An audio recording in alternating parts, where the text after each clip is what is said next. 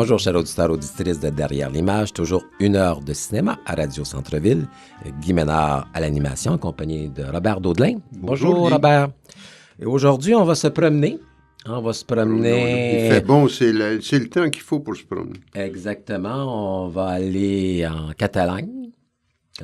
On va aller en Uruguay. Donc, puis finalement, on va terminer peut-être au Québec avec notre dernier bloc.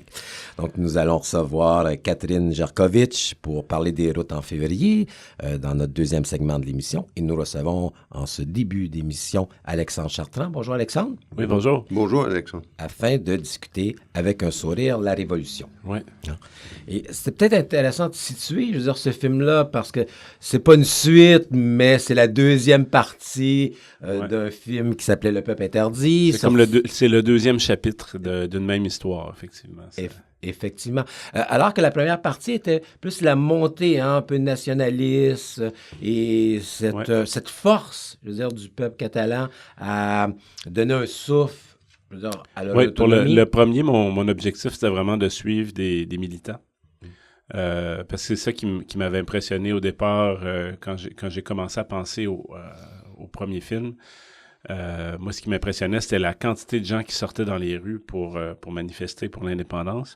Puis j'avais envie que les Québécois voient ça, parce qu'à ce moment-là, on n'entendait absolument pas parler au Québec. Puis moi, comme je parlais déjà catalan, je suivais ça dans les journaux catalans en ligne. J'ai eu envie de monter un premier documentaire qui s'est appelé « Le Peuple interdit ». Puis le hasard documentaire a fait que j'ai suivi un personnage pendant 2 ans, qui s'appelle Ferran Civit, qui est passé d'un simple manifestant, en tout cas organisateur de manifestations. Puis lui, comme il organisait les plus grosses manifs européennes, 1,8 million de personnes, c'est pas mal de monde dans les rues de Barcelone. Tu as beaucoup d'amis, hein? Ouais, c'est ça. Il s'est fait repêcher par un parti politique, parti de gauche indépendantiste, puis il s'est fait élire. Donc ça, c'était mon premier film. Et avec celui-ci, qui s'appelle « Avec un sourire, la Révolution », on est vraiment plus au niveau des dirigeants. Oui, puis là, on s'achemine vers le référendum du 1er octobre 2017. Et le film, d'ailleurs, insiste à marquer les étapes parce que la chronologie nous est rappelée périodiquement. On est 17 jours avant le référendum. Puis des fois, on retourne dans le passé relativement 41 loin. ans en arrière. Mais oui, alors... et ça, il y a une espèce de suspense, même si on connaît le résultat de tout ce mouvement-là, parce que on est loin déjà de 2017. Oui. Mais néanmoins, le film est un véritable suspense. Puis, comme c'était le cas dans le premier, l'idée de mobilisation, puis une mobilisation très, très large. Hein. Oui. Je sais qu'il y a un des orateurs à un moment donné qui dit vous pouvez venir voter non. Ce qu'il faut, c'est voter. Oui, il faut qu'on s'exprime, nous, qu'on nous laisse le droit de s'exprimer. Ben, c'était vraiment le motus operandi de cette opération-là. Là. C'est-à-dire que moi, j'étais là dès le début septembre pour l'adoption de la loi référendaire au Parlement catalan.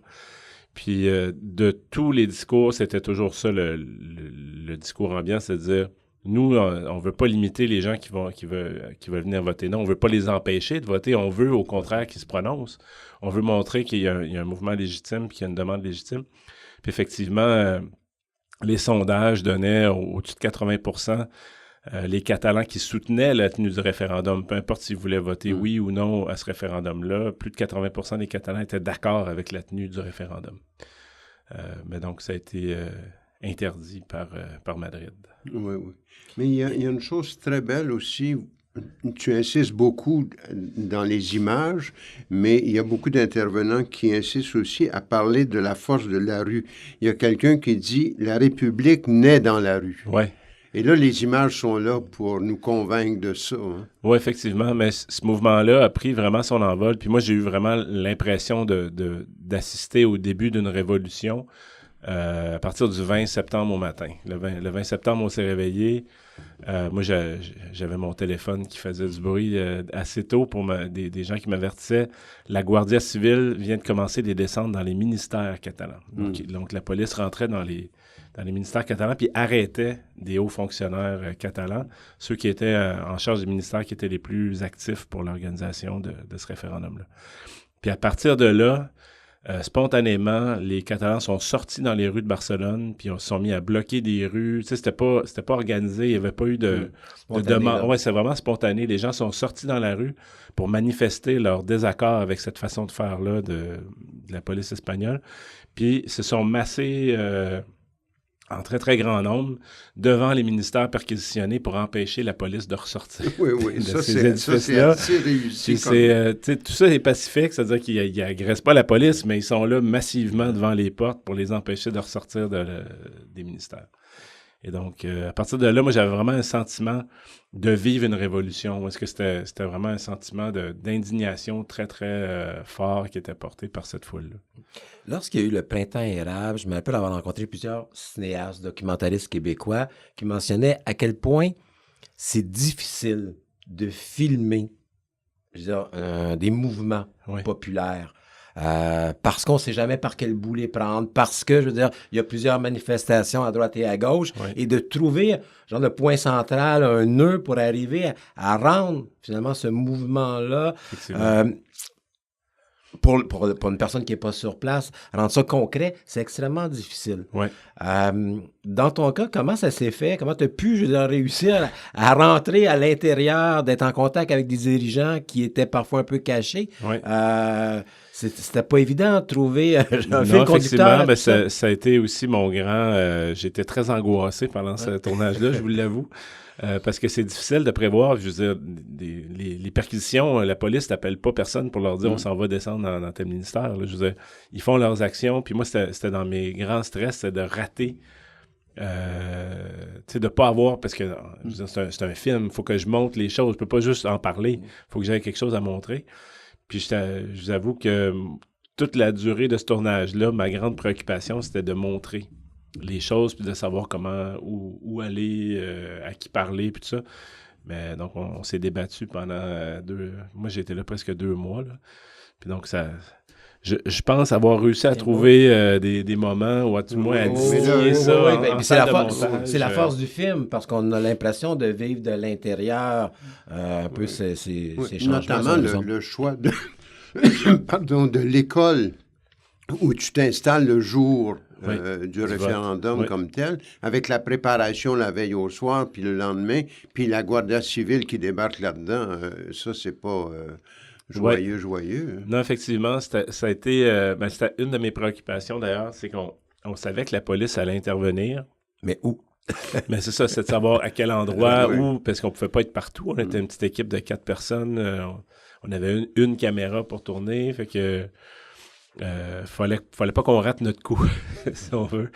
Dans l'organisation, j'avais la chance d'être dans les cercles indépendantistes. J'avais réussi à rentrer dans ces cercles-là, puis ils étaient très discrets sur leur mouvement, mais quand on rentrait dans certains réseaux, on avait accès quand même à des communications pour nous dire à telle école, il manque de gens, à telle école, sont bien préparés, tout ça. Donc, il y avait sorti une liste avec un grade de couleurs, quelle école est la plus organisée, puis quelle école est la moins bien organisée pour accueillir le vote. Puis à ce moment-là, moi, j'ai misé sur une école du centre-ville qui était en bas de la liste, dans les rouges, puis que c'était, attention, là, il manque dangereusement de monde. Puis effectivement, quand on est arrivé sur place, il y avait l'alarme qui était en fonction parce qu'il avait été obligé de forcer la porte d'entrée de l'école parce qu'il n'y avait personne là pour ouvrir les lieux. L'école ne voulait pas que le vote se tienne dans cette place-là. Parce qu'ils étaient passibles, eux, de réprimande de la part de Madrid. Madrid menaçait les directeurs d'école de dire si vous ouvrez vos écoles, vous, personnellement, vous allez être accusé de soutenir le vote. Comme ils ont fait avec les maires aussi. Oui, exactement. Et donc, à partir de là, les gens sont quand même rentrés dans l'école par infraction. On réussit à avoir accès au système d'alarme pour l'éteindre à un moment donné, puis ça. Mais cette école-là, l'Institut c'était pas Ramon Llull. L'Institut Pau Claris, qui est une école secondaire, Pau Claris, qui est près de l'Arc de Triomphe, au centre de Barcelone. C'était assez clair pour moi que la police risquait d'arriver là. Puis ça a été un peu un gamble. Là. On a décidé de passer la soirée avec eux. Puis au petit matin, donc ils se sont organisés, puis effectivement, la police a débarqué à un moment donné. Et au niveau du montage, tu joues un peu avec certains éléments de suspense, parce qu'il y a ces fameuses urnes qu'on doit protéger, et avec les différents votes, même si ça reste, comme on le mentionnait tantôt, un événement qui peut être connu de certains, l'idée aussi, c'était de pouvoir rendre, je dirais, plus émotif, de créer vraiment une tension, et reproduire peut-être cette tension vécue par les gens lors du référendum. Oui, ça s'est créé en montage, je dirais, puis je vais saluer Guillaume Fortin, qui a été mon acolyte là-dedans. Moi, j'avais monté d'abord un ours, comme on dit. Un 4 heures, là? C'était 3h30, ma première version de montage. Parce qu'il fallait de toute façon que je sous-titre en français. Parce que je connais pas beaucoup de monteurs à Montréal qui parlent catalan, là, ce qui fait que moi, j'ai fait comme un gros débroussaillage, si on veut, de ce matériel-là. Puis à partir du moment où j'ai eu un ours de 3h30 avec des sous-titres, là, j'ai fait rentrer Guillaume. Puis on a travaillé à structurer ça de façon à maximiser un peu cette tension-là, parce que c'était important parce que je l'avais vécu. Cette tension-là, c'était pour moi partie de mon expérience de tournage. Puis je voulais que ça transparaisse dans le film. Puis à un moment donné, on a trouvé l'idée du décompte, plutôt que d'y aller, parce qu'au départ, moi, je travaillais avec les dates. Le 6 septembre, il y a le référendaire. Sauf que ça... Des dates comme ça donne pas l'impression... Ça donne une impression de temps qui passe, mais ça donne pas de pression. Tandis que quand on a mis le compte à rebours, là, on sentait le temps diminuer, puis la répression qui augmentait en même temps. Donc, ça donne ce sentiment-là de... Moi, je trouve qu'une chose qui est bien importante dans l'articulation du film, c'est la présence qui revient périodiquement du discours politique, du fait que les militants te connaissaient. Ils font eux-mêmes le point périodiquement, et ça, c'est très précieux pour quelqu'un de l'extérieur. Oui. Et même quand tu vas chercher des témoignages de gens qui ne sont pas nécessairement liés directement, comme Sergi Lopez, par exemple, qui fait le retour en arrière avec la fin du franquisme, ça éclaire très bien ce que tu filmes en 2017. Puis après ça, les dirigeants eux-mêmes que tu laisses parler régulièrement, on comprend. Par exemple, le rappel de la Constitution de 78, pour nous, c'est terriblement abstrait, mais ça devient concret à mesure que le film avance, parce qu'on s'aperçoit qu'il y a un nœud, là. Et si ce nœud-là n'est pas défait, leur besoin d'indépendance, il ne pourra jamais se réaliser.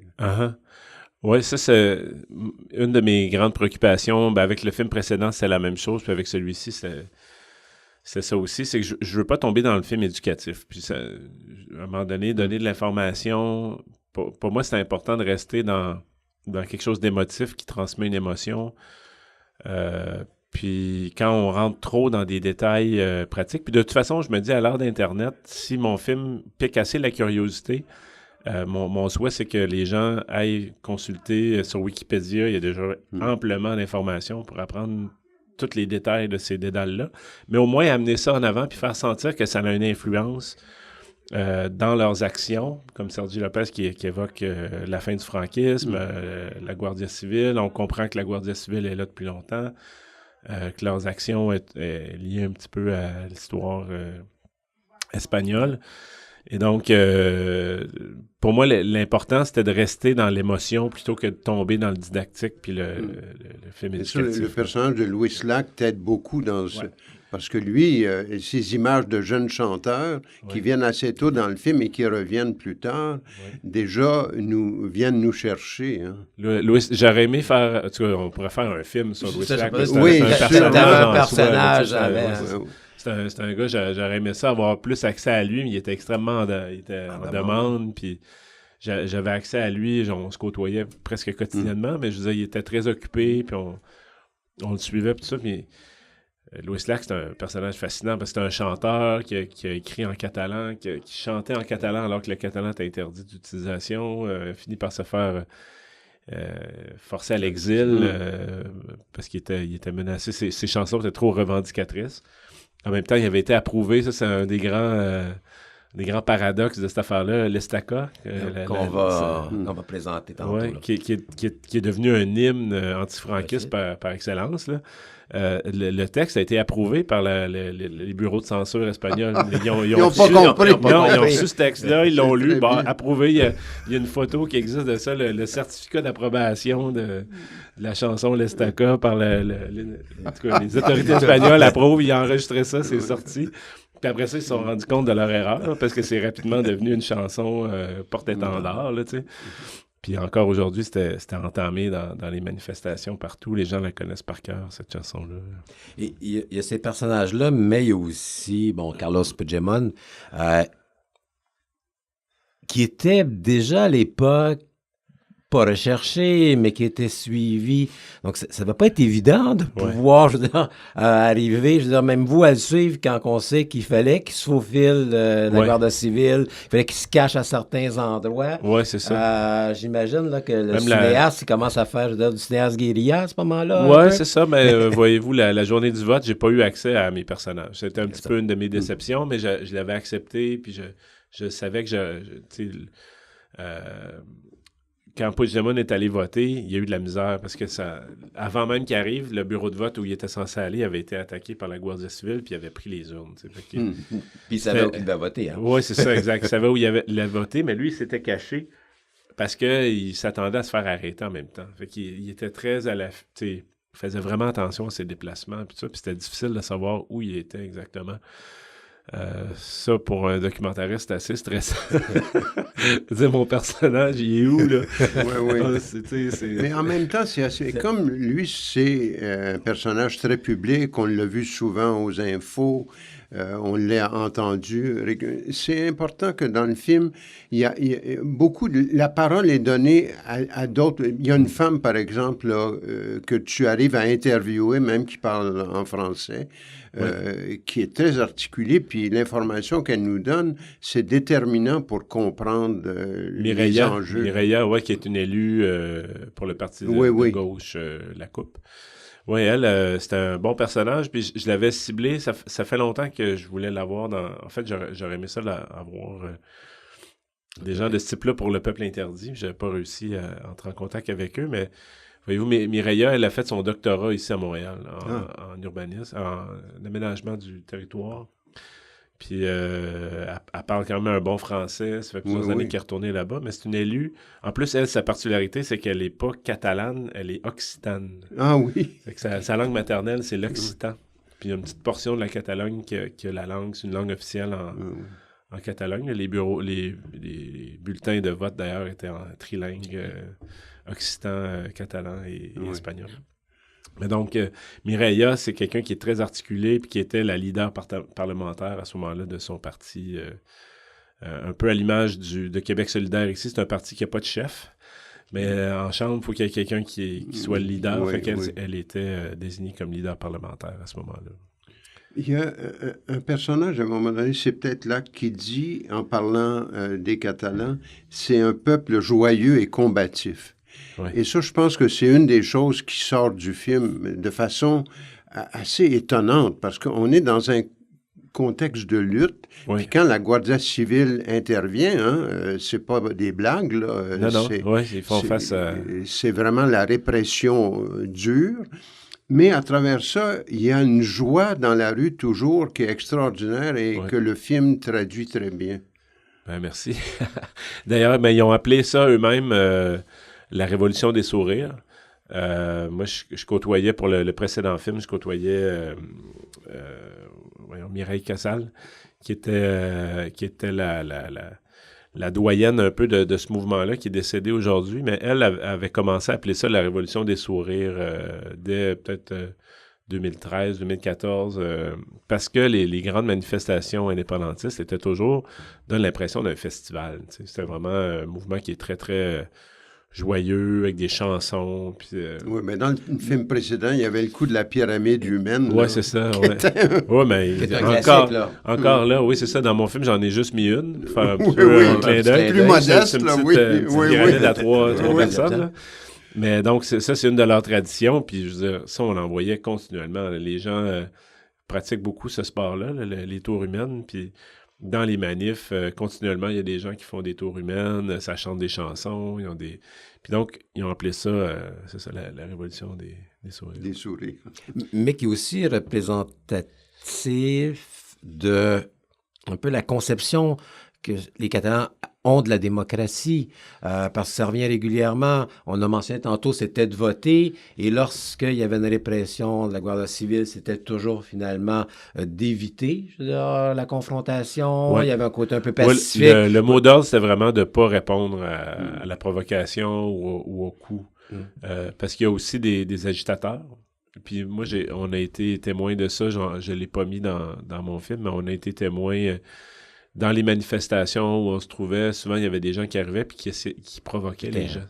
Puis qui venaient. Puis c'est des gens habillés en civil, là, tu sais. Mais souvent, on se doutait que c'était des gardiens civils déguisés là, qui venaient pour essayer de forcer les gens à avoir des réactions violentes, puis comme ça, pouvoir les filmer, puis montrer, regardez, les pacifistes là, sont violents. Tu sais. Mais les Catalans ont été exemplaires tout le long de ça parce qu'ils répondaient pas. Nous-mêmes, on a été... provoqués. Là. Il y a des gens qui sont mis à nous accuser de filmer des enfants, puis de faire de la propagande, d'enrôler les enfants dans ce mouvement-là, puis ça. Puis on s'est fait poursuivre à un moment donné pendant un bon 15 minutes. Là. Quelqu'un qui venait tout le temps nous reprocher des affaires, se mettre devant notre caméra, puis qui attendait qu'on se fâche. Là.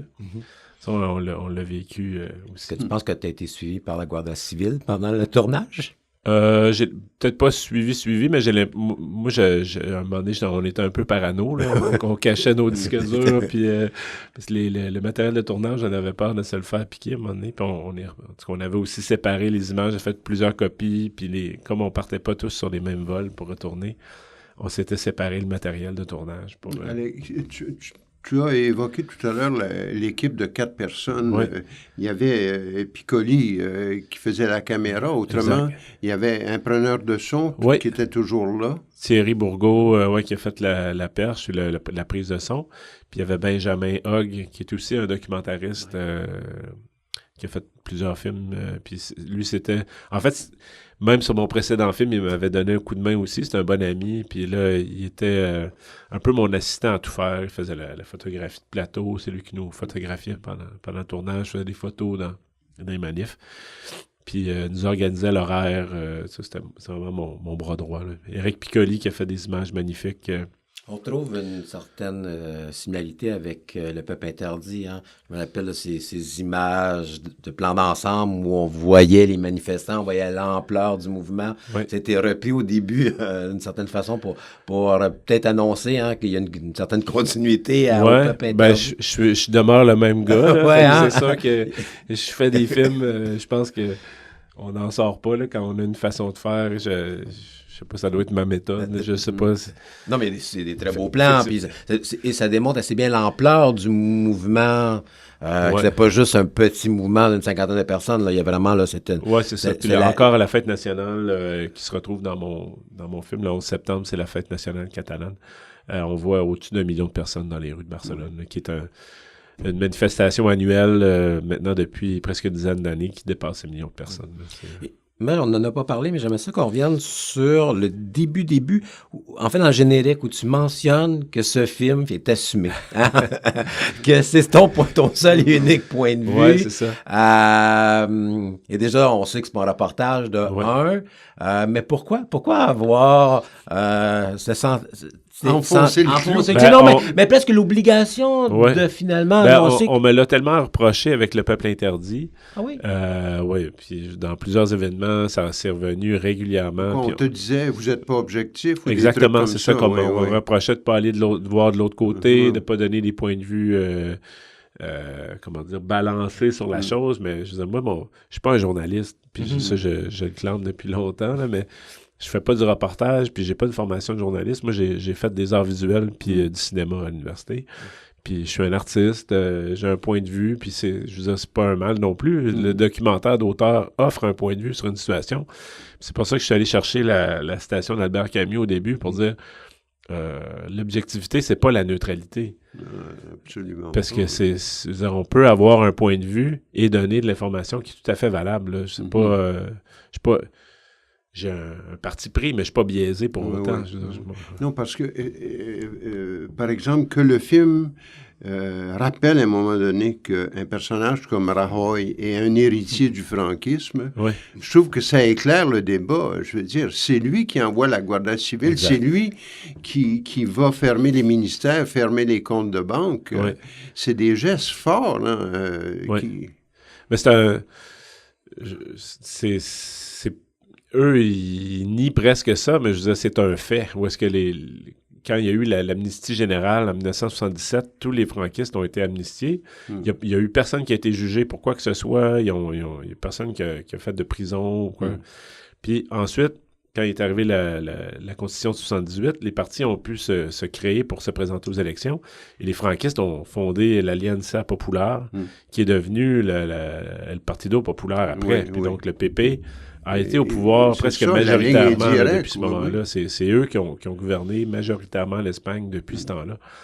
Et donc, la parentalité, oui, elle est là parce que ça a été fondé par Manuel Fraga, qui est un franquiste, pro-droit de Franco pendant des années. Mais ça, c'est très précieux, cette alternance-là que le film pratique, nous ramener à l'histoire antérieure, qui éclaire l'histoire actuelle. Mais ça, le film le fait très bien. Moi, c'est une chose que j'ai beaucoup aimé. Merci. Pour arriver ça m'aidait à mieux comprendre puis à suivre la démarche des Catalans, sûrement.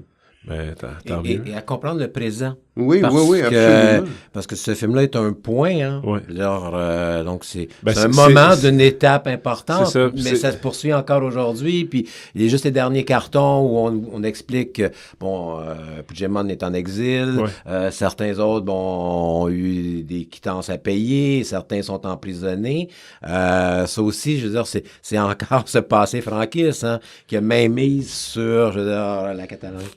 Oui, ben on s'en sort pas, puis c'est dommage parce que eux accusent les Catalans de pas suivre les règles, si on veut. Là, ils les accusent de pas suivre la Constitution, puis tout ça. Puis c'est comme s'il y avait pas de passé, là, parce que les Catalans ont essayé de modifier leur statut d'autonomie au sein de l'Espagne depuis à peu près 40 ans. Là, puis en 2002, ils avaient réussi à monter un projet de nouveau statut d'autonomie qui a été approuvé par Madrid en 2006, qui avait réussi à faire passer ça par référendum aux Catalans, qui avait respecté toutes les règles en place pour se faire retailler par Madrid, par un tribunal constitutionnel en 2010. Puis si on en est là aujourd'hui, c'est à cause de cette retaille-là. Je veux dire, si le statut d'autonomie catalan était demeuré valide, le nouveau statut de 2006, on n'en serait pas là aujourd'hui. Puis donc, c'est d'avoir la mémoire assez courte pour ces partis-là qui sont responsables. C'est les juges qui ont fait tomber ce statut-là. C'est des juges qui sont rattachés au PP, au Partido Popular, qui était au pouvoir, puis qui refusent d'avoir un référendum, puis qui les accusent de ne pas suivre la Constitution. À un moment donné, là, moi, ça... Alexandre, au vu de ce que tu nous décris, est-ce que ça annonce un troisième volet? C'est exactement ce que je pensais. C'est une trilogie, ça, à quoi tu travailles? J'avoue que la trilogie m'intéresse, là, juste par Parce qu'il va y avoir une suite. La trilogie catalane, c'est sûr que comme cinéaste, on rêve d'une trilogie, là. Mais en attendant la trilogie, il faut dire à nos auditeurs, allez découvrir avec un sourire la Révolution, qui est déjà à l'affiche depuis hier soir au Beaubien et au Quartier Latin, et qui va être au CLAP bientôt. Il est au CLAP depuis hier, je vais y être ce soir, je suis au CLAP à Québec. Et c'est important de mentionner qu'au dernier festival, dernier RIDM, le film a remporté le prix Magnus Isaacson. Oui. Qui était vraiment dans une même tangente, même lignée, les mêmes chemins, film les mêmes engagé, pas. c'est ça, le prix Magnus Isaacson, c'est pour récompenser des cinéastes engagés. Puis donc, je suis très flatté, très fier d'avoir gagné ce prix-là. Oui. Merci beaucoup, Alexandre. Merci. La vie,